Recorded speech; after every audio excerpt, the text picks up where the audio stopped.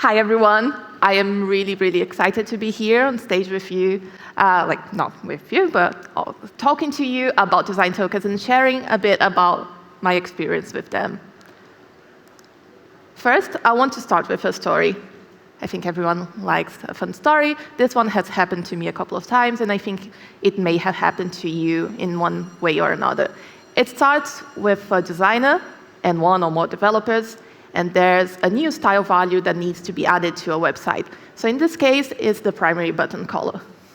And the natural instinct for developers is to say, OK, I'll put this value in a variable, maybe in a global place, or maybe in my component, and I'll use it around.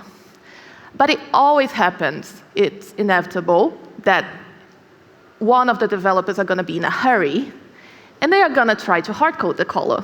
Because, yeah, I mean, that's just on this place, that's just quickly, I'm going to refactor it later. And maybe this happens in multiple places. And, OK, life goes on. The problem really starts when a couple of weeks or months later, the designer comes and says, OK, that has been a branding change. We want to change the primary color. It's not this one anymore. There's a new hex code. Again, what's the natural instinct? Let's just replace the value in the variable and move on with our life. But what about the developer that has added a hard-coded value? Maybe they left the company. Maybe they changed teams. Maybe they forgot that they ever did this in the first place. Maybe the ticket in Jira got deleted. I don't know. What is going to be the result of this? Frustration everywhere, because for the designer is going to look inconsistent. Maybe there's going to be a problem with branding. For the developers, they're going to be, oh, no, now I have to look for all of the hard-coded values in the code base. And that's very manual, and they're going to think, this is not business logic. Why am I doing this? This is not fun. So this is where design tokens can help in this collaboration. So what are the main goals for this talk? There are three main goals. The first one is to understand the basics of design tokens and the problem that they are solving. The second one is to see a demo of how a starter kit project would look like, and how to see tokens in action. The third one would be to learn from a team that has tokens in production and how this migration happened. And in this case, it's my team. A quick intro about myself. So that has been a really nice introduction. I started working for the LEGO Group in February of this year. I have around 3.5 years of development experience. Before that, I studied mechanical engineering. I'm really happy to have changed careers. I am Brazilian. I have been living in London for the last 3 years. And normally my usernames are, it's normally Debora Ornellas. I don't have a Twitter or Mastodon account yet. I may create a Mastodon one. But yeah. And I mean, for many people, I don't think there's going to need to be an introduction about the LEGO Group, but it is one of the main toy manufacturers in the world. And what you maybe don't know about LEGO is that it has a very big digital technology team, and it's growing really fast. It has grown a lot in the last 3 years, with more than 1,000 people, and offices in London, Billund, and Copenhagen. And we are hiring, we're still growing, and also paying for relocation, which is quite cool. It was the case for me as well. And I work on the lego.com website, on the front end mostly, so my team is full stack, but we're mostly focused on design systems and the communication with the CMS that powers lego.com. OK, so going back to what problem do we want to solve, to the story that I told you a couple of slides earlier. If we frame it as a question, it would be something like, how can we improve design and developer collaboration while still, and also reduce the manual and repetitive work on both sides, while still allowing for iterations on the design, because we don't want to stop upgrading our design system just because it's painful to do so. We don't want it to be painful, and we want to keep moving fast. This is where design tokens come into place. So let's see what they are and how they can help us. A nice definition that we can say for design tokens is that they are key value pairs of style properties So we can see a couple of examples: colors, typography, breakpoints, spacing, sizes. There are many others. Those would be like the main ones that we would think of.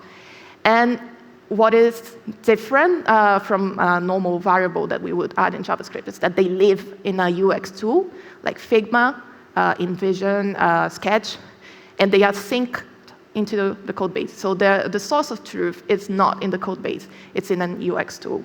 And we have a couple of examples of how they look like. It's a usual convention that they are in kebab case, so they would look something like font size 150, and they, in the end, they have a value that is a regular style value that we can consume in code. One property about design tokens that I find really powerful and really useful is that they can be aliased. So here, for instance, I took the values that we had in the earlier slide, and we have a bunch of design tokens that refer to each other, and they go from very specific, or it could be even more specific than this. We could have like a, I don't know, a homepage button font size if you wanted to have a different button. But they go from more specific to more generic, and they reference each other. So the value that we would give in the end for a developer to apply to the button would be the button font size, but they end up referring, this token refers to font size small, and that one refers to font size 150, and finally we get to the value. And what is powerful about this is that if the designer decides, okay, this button is too small, the font size is not readable, they can change it to point to another more global token. And this is done in the UX tool. So the developer doesn't see the reference, like what happens behind the scenes. They just see that the end value has changed. Okay, so we mentioned, like I mentioned, like designers and developers. What are their responsibilities when in a design token way of working?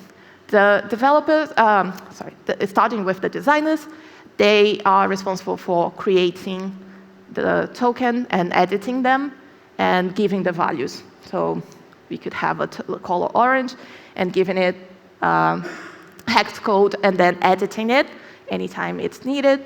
And they do this on the tools that they normally use for the work. And also they decide when to push the changes. So it's not really every time they save a Figma file, the changes are directly synced into code. They decide when to push the changes.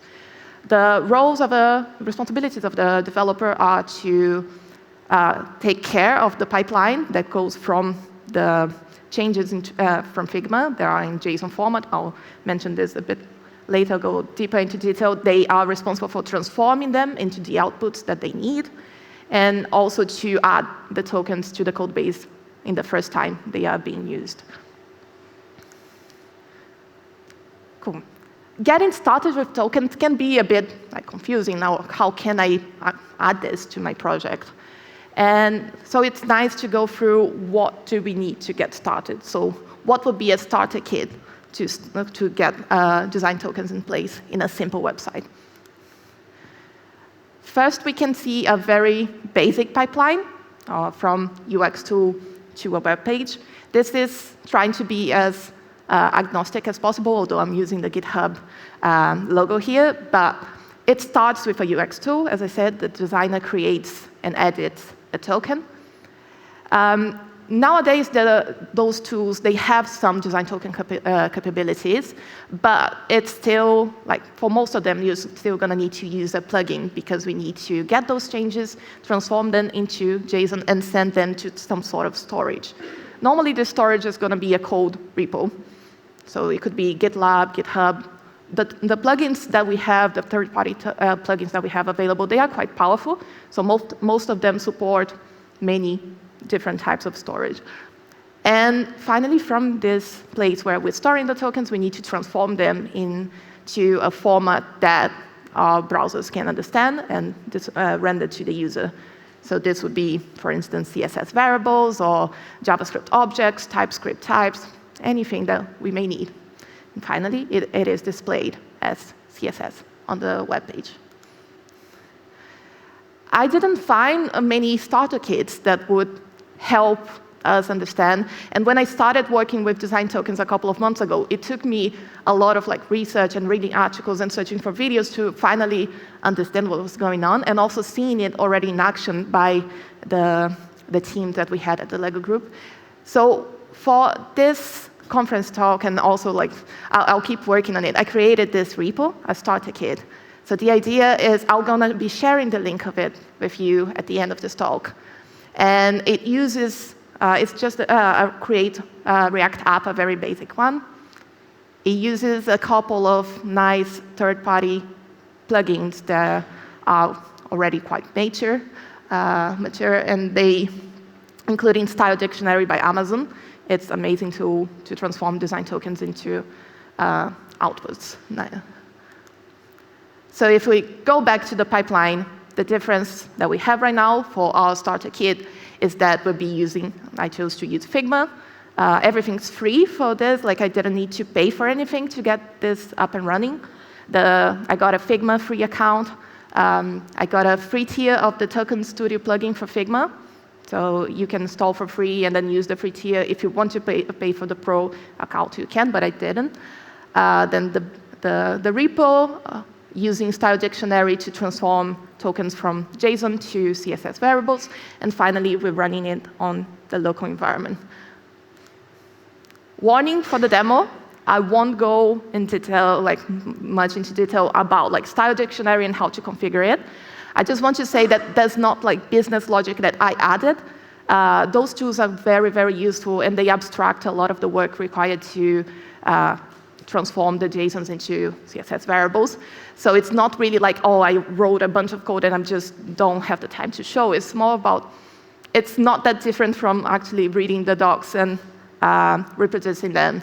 So if you want to see, I would recommend for you to take a look at the repo afterwards, just to see how the magic happens. But for now, it would be a script, a Yarn script that does all of this. OK, demo time.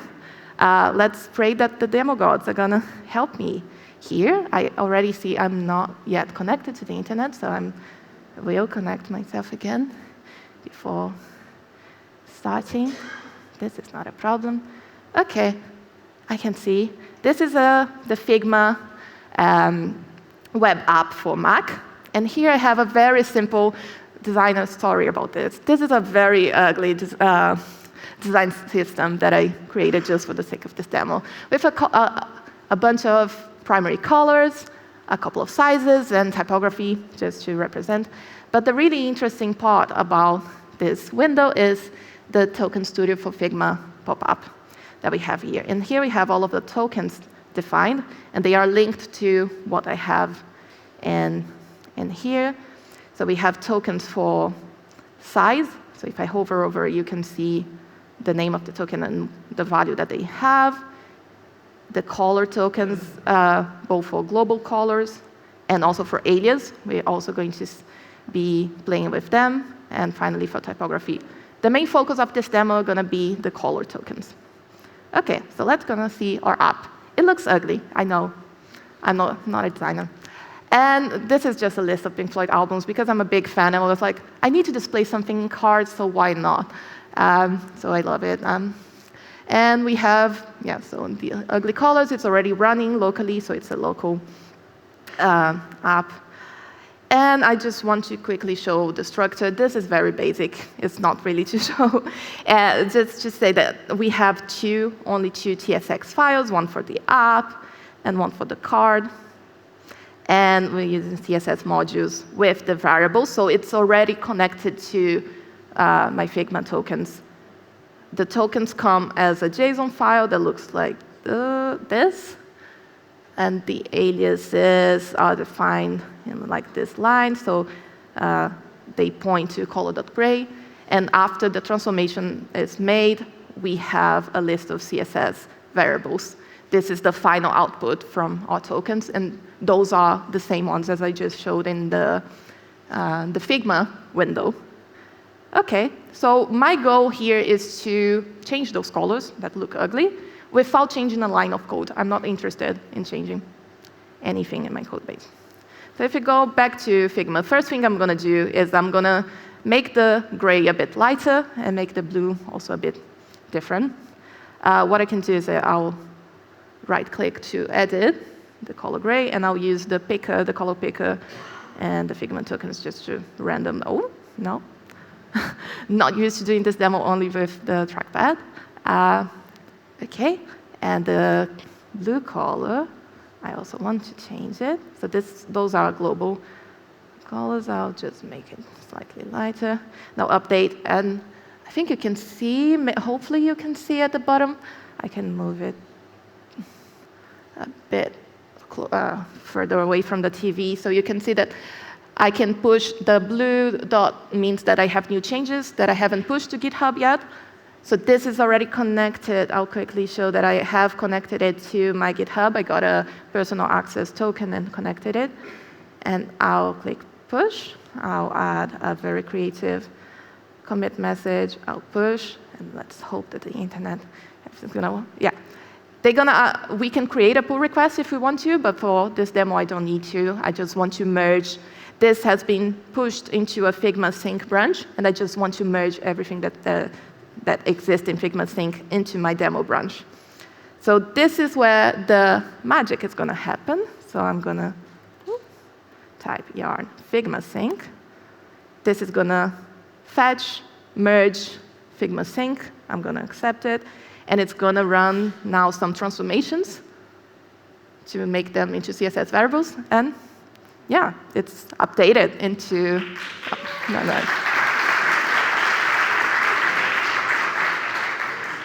It is really cool to see it working, especially in a live demo. Yeah. OK, was the first part. The second part is more about changing the alias tokens. Now it's not really about the global. I'm happy with the tone of gray and the blue. Like, they look a bit better. But I want to change, actually, the color of the card and the color of the header and the background as well. I'm going to make a couple of changes.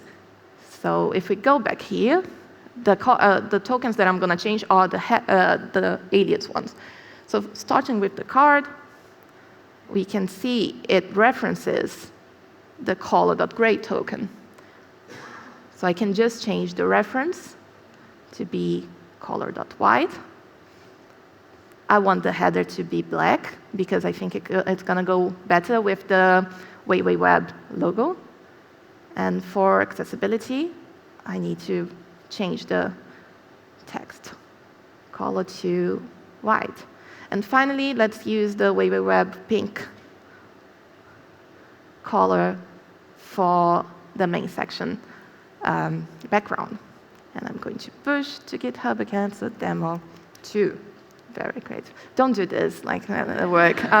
It's just for the sake of the retro. And let's run the magic command again. I'll have to accept the merge once more. Ta-da! Now we have changed again. I don't know about you. It's better if they don't ask. But I prefer the design like this. And I think we're good to just go back to the presentation. So yeah, this was what I wanted to demo mostly. OK.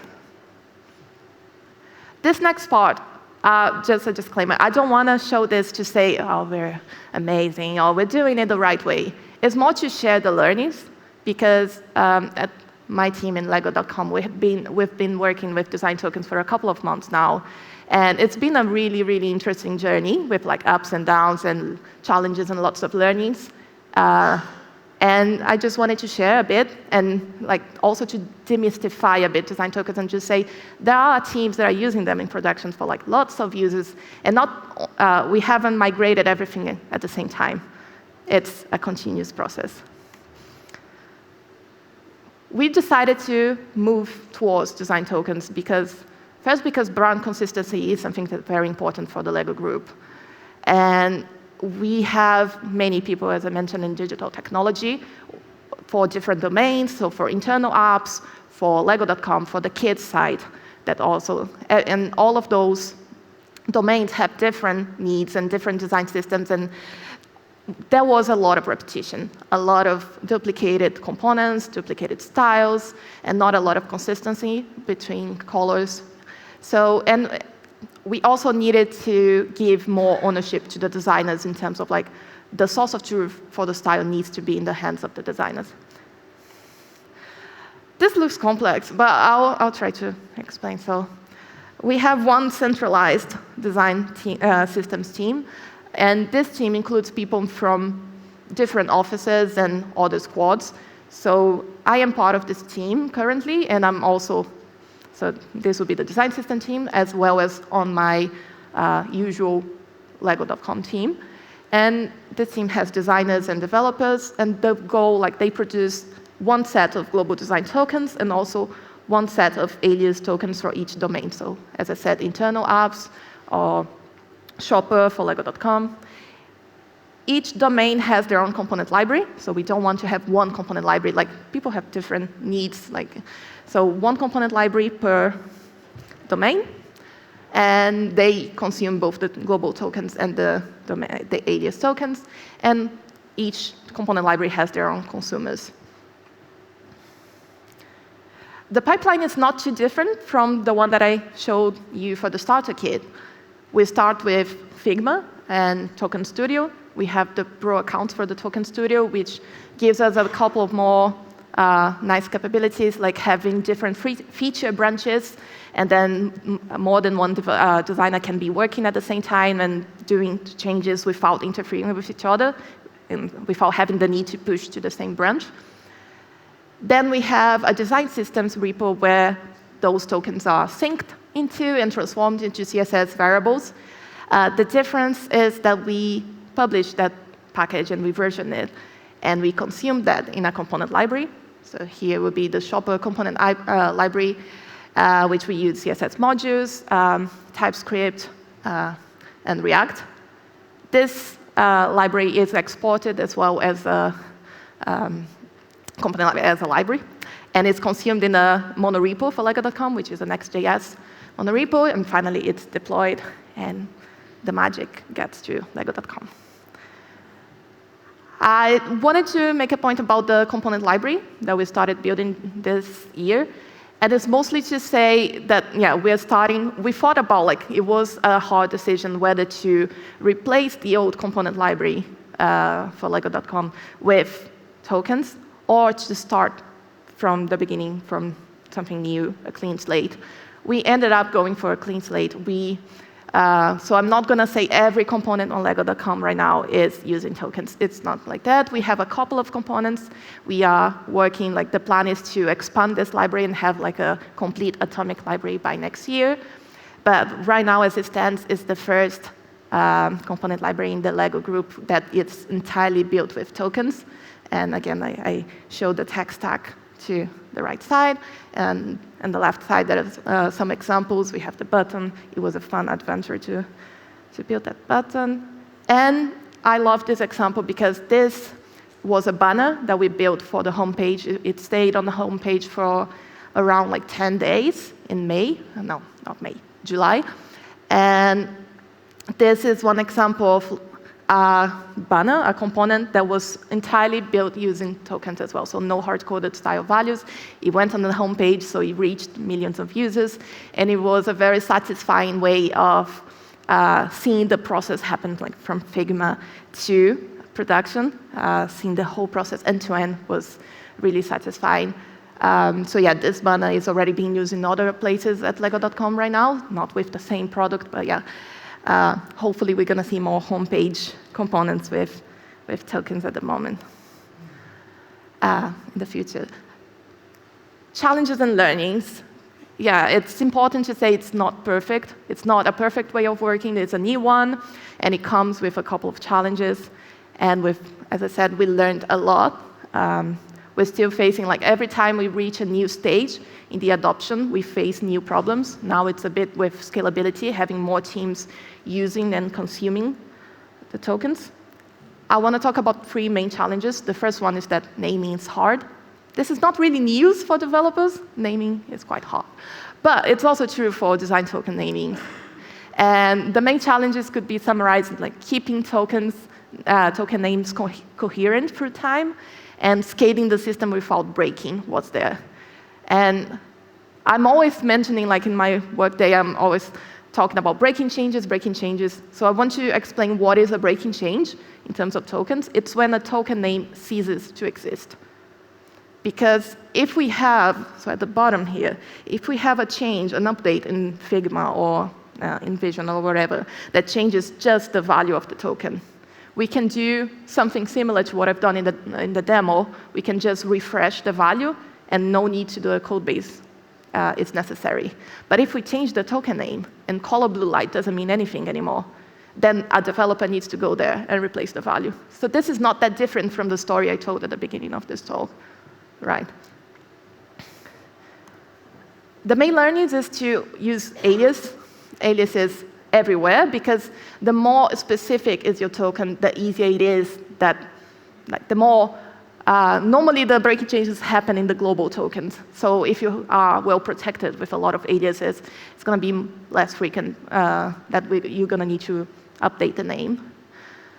Consider the scalability from the start. So every time you add a new token, or your designer is adding a new token, try to think, how can this change? How can someone come to us tomorrow and ask, oh, actually, I need to use another value, so one that is smaller or one that is in the middle. Can you add this? So try to think of this from the start. And breaking changes happen, especially at the beginning. So it's better to apply, if you need to apply some breaking changes and have to replace things in the code base, it's better to do sooner than later. The second one is the versioning is hard, especially if you have teams that are consuming them in different packages, in different repos, and dealing also when and how to release, to push the changes and release to the code base. It took a while for us to agree on a versioning strategy. In the end, we decided to go for packaging and to follow semantic versioning and try to be as strict as possible. Some problems that come with it relate a bit to batching releases. So sometimes we're like, oh, we really wanted to release this, but now there's a major breaking change, so we have to wait and batch things and then release a major version, because they normally are a bit more painful to be consumed back. But yeah, semantic version it can be painful, but it's worth it. We're finding that controlling the same version for the whole monorepo, it's ensuring consistency. And this is the way we're planning to go. It's not perfect, but it's the way we're planning to go for the near future. The final one is communication. So two slightly different challenges. One is about developers and designers on the design tokens team, on the team that is consuming design tokens. So what can happen is a designer goes away, speeds up, and changes a lot of things in Figma. And then the developers are like, oh, this is going to be breaking, this is going to be painful, or we have other priorities. And it ends up that Figma is out of sync with the code base. This happens a couple of times. And the learning about this, I think, pairing and working together is the best way for designers to understand what the developers are doing and why they are thinking that that's going to be painful, and vice versa, for the developers to understand, oh, actually, yeah, this change is really necessary, so let's reprioritize it.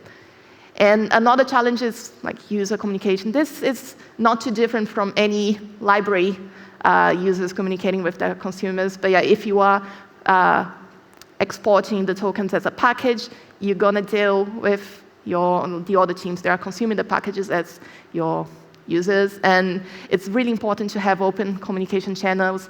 Especially at the beginning, they are going to come with lots of questions, some requests. Some people are going to be a bit resistant. But yeah, it's really important to keep the communication open, even if they are angry at first, because they are going to understand.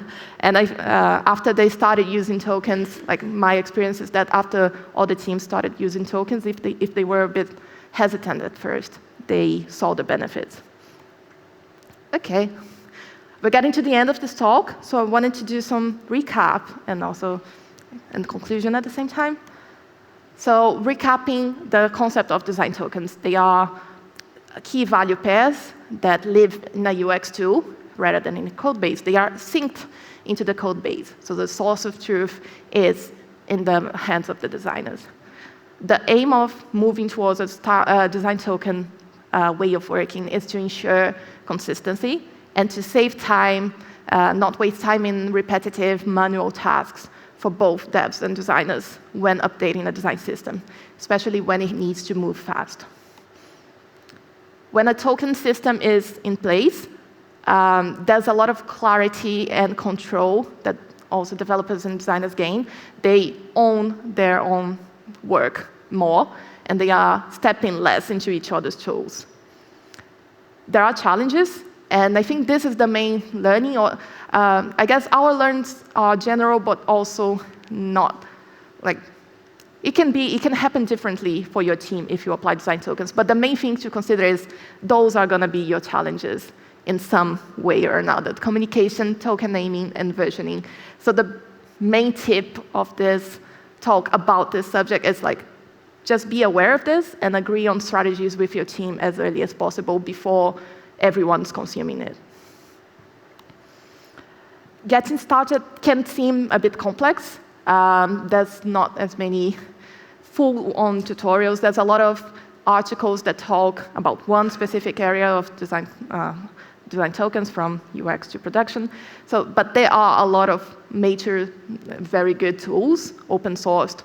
And also now you have a starter kit that hopefully is going to be useful to help. And finally, to migrate a design system. So if you think that this is useful and this is going to help you at work, there's no need to do it all at once. We're not doing it all at once at Lego.com. Slow and steady wins the race. OK, there's a QR code here. I'll also try to share the slides. I'll see if I create a Mastodon account in time, or Twitter in time for this. But yeah, you can share this. There's a link to the slides as well in the QR code. It includes the starter kit repo and a couple of videos and articles that I have seen during this year of learning. And yeah, thank you very much. I'm really happy. I hope you have learned something today.